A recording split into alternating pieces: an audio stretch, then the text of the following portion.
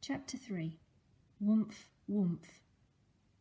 Little Billy was running at the speed of an arrow, but each time he glanced back over his shoulder, the puffs of orange-red, smoky breath had got closer. They were so close now he could feel the wind of them on the back of his neck. And the noise! It was deafening in his ears. This fearsome, swooshing, whooshing, whiffling, panting noise. Woomph, woomph, it went. Woomph, woomph, woomph, woomph, woomph, woomph. It was like the noise made by a steam locomotive pulling out from a station. Then suddenly he heard another noise that was somehow more fearsome still. It was the pounding of gigantic, galloping hooves on the floor of the forest.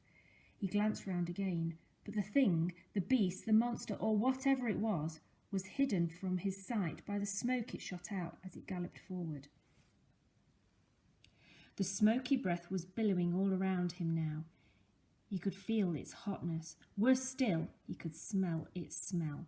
The smell was disgusting.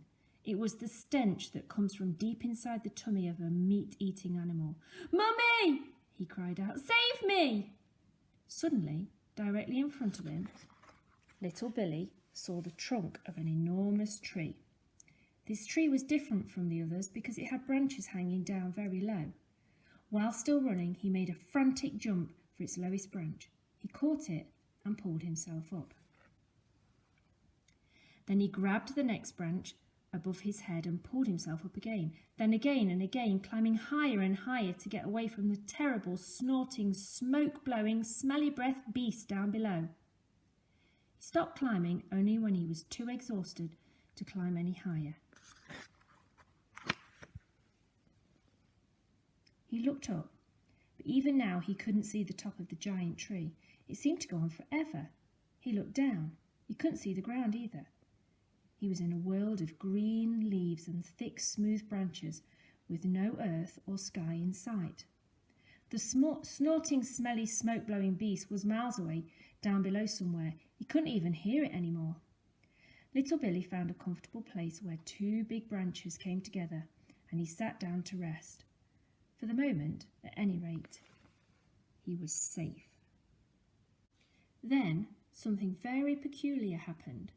There was a huge, smooth branch very close to where Little Billy was sitting, and he suddenly noticed that a small, square patch of bark on this branch was beginning to move. It was a very small patch, about the size of a postage stamp, and the two sides of it seemed to be splitting down the middle and opening slowly outwards, like a pair of shutters on a tiny window. Little Billy sat staring at this extraordinary thing, and all at once a strange, uncomfortable feeling came over him. It felt as though the tree he was sitting in and the green leaves all around him belonged to another world altogether, and that he was a trespasser and had no right to be where he was. He watched intently as the tiny shutters of tree bark opened wider and wider, and when they were fully open, they revealed a small, squarish window sat neatly in the curve of the big branch. There was some sort of yellowish glow coming from deep inside this window.